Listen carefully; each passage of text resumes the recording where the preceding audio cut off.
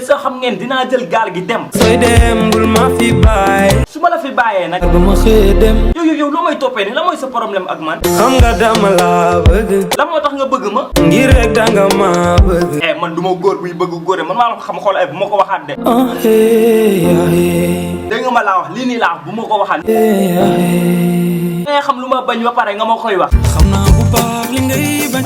léegi wax ma lu ma neexul yow daf lay dundal quoi. day neex ci sama xol. waaw léegi yow loo bëgg a gis man. say rongoñ.